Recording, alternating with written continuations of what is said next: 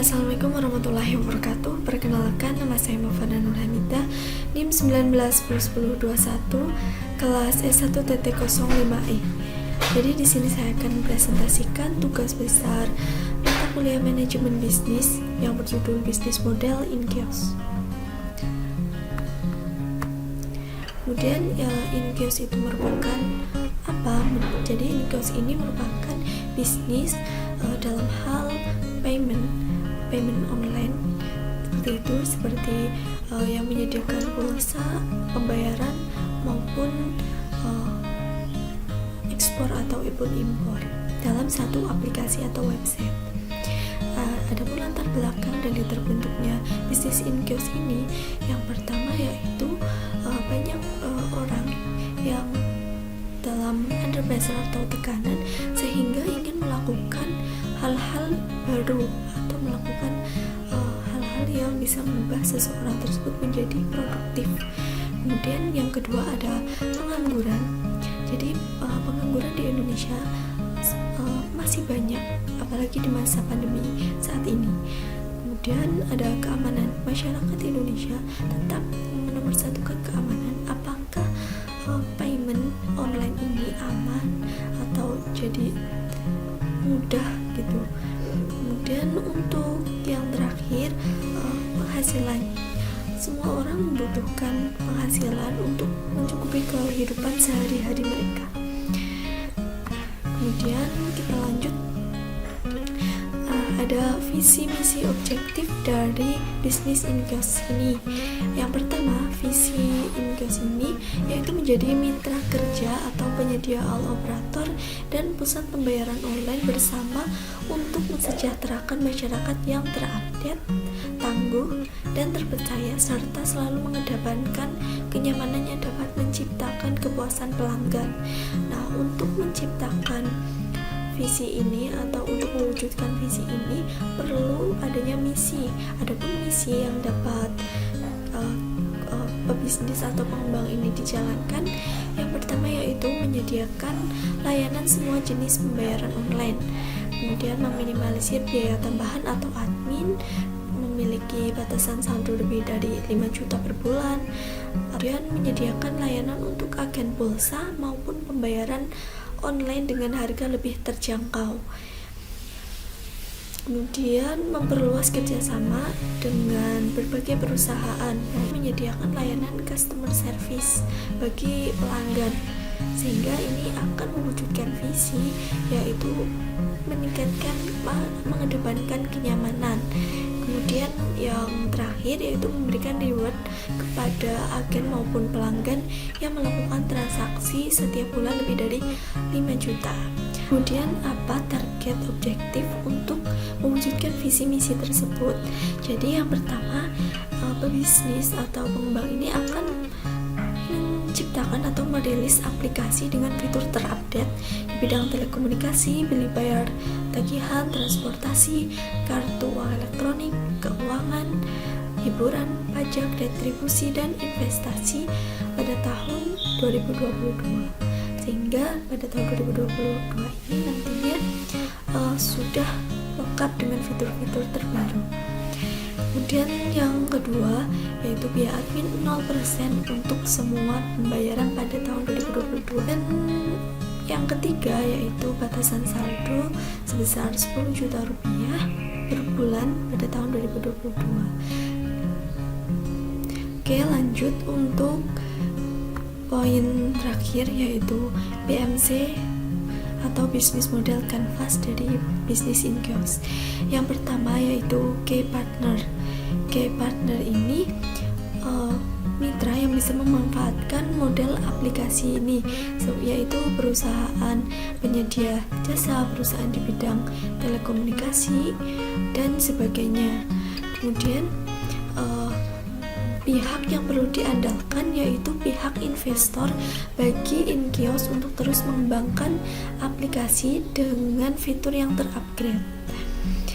Kemudian key partnership dari in Kios ini terdiri dari perusahaan investor, asuransi, koperasi, event, Telkomsel atau telecommunication provider seperti Tri, Telkomsel, Indosat, dan lain-lain. Kemudian ada SOS company seperti Telkom, Mandiri, BRI, BNI, BTN, Pertamina, Jiwasraya, dan Reksa. Dan kemudian yang terakhir yaitu universitas yang ada di Indonesia. Kemudian yang kedua yaitu key activities. Jadi kegiatan utama InKios ini terdiri dari pengembangan aplikasi dan perluasan mitra bisnis atau merchant acquisition. Upaya yang dilakukan adalah pengembangan aplikasi dengan atribut aplikasi yang telah ditemukan. Nah, proses perluasan mitra usaha dilakukan agar penyebaran pengguna aplikasi InKios terus bertambah. Kemudian ada key research. Jadi key research ini berdasarkan pengamatan aplikasi InKios ini. Aset kritis aplikasi InKios adalah konektivitas seluler, dashboard, analisis aplikasi, kemudian ada mobil aplikasi atau aplikasi seluler, dan infrastrukturnya. Kemudian ada value proposition. Jadi value proposition ini terbagi menjadi dua, yaitu customer business segment.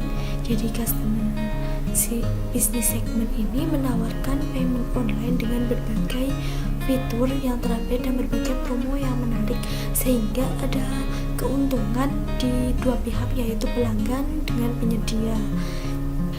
Kemudian ada customer relationship. Jadi proses customer relationship dengan aplikasi InKios yaitu melalui FAQ atau frequently asked question, dan layanan pelanggan InKios seperti GrabPari. Kemudian ada sponsor event. Jadi ada relationship atau hubungan antara penyedia dengan pelanggan. Kemudian ada channel. Untuk menjangkau semua segmen perlu melakukan strategi, mulai dari pemasaran, kerjasama, sosialisasi di tempat umum untuk yang tidak update di media sosial. Jadi banyak pelanggan juga yang maksudnya seperti orang tua itu yang jarang membuka media sosial. Jadi perlu adanya pemasaran atau sosialisasi di tempat umum. Kemudian untuk aplikasi pembayaran seluler ini menggunakan channel pemasarannya adalah bentuknya itu ada aplikasi seluler, kemudian terdapat di Google Play Store, App Store, website, dan sosial media.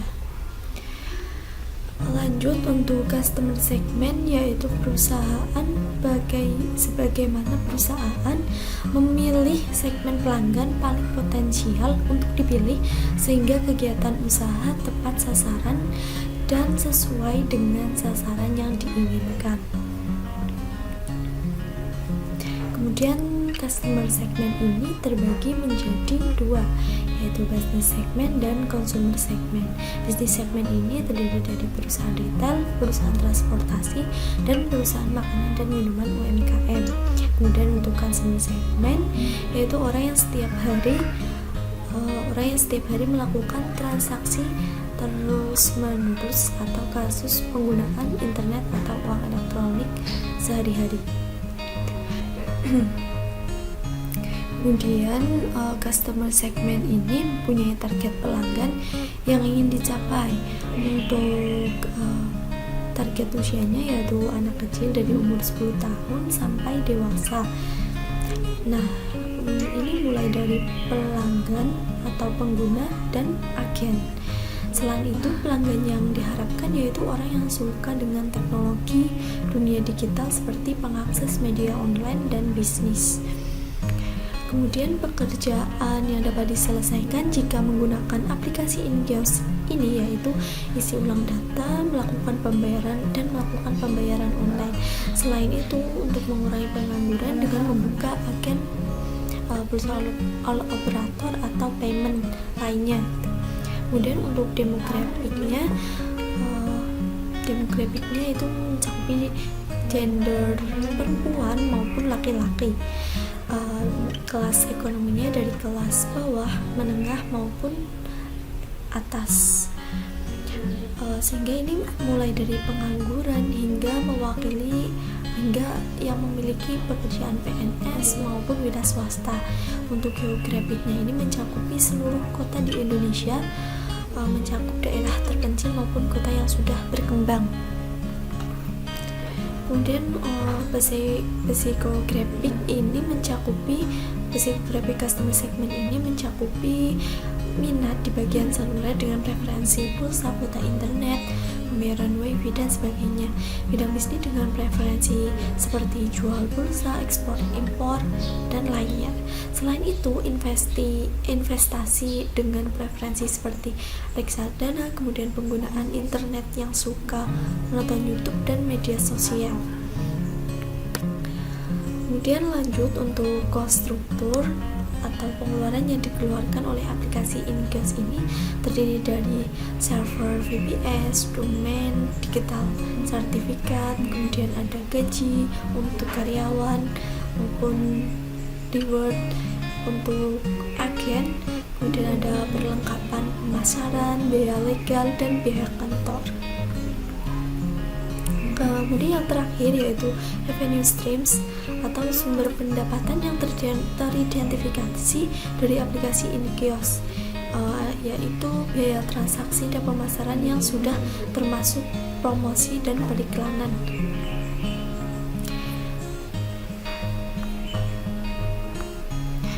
Mungkin sekian dari presentasi kali ini. Bila ada kesalahan maupun kekurangan, saya mohon maaf. Wassalamualaikum warahmatullahi wabarakatuh.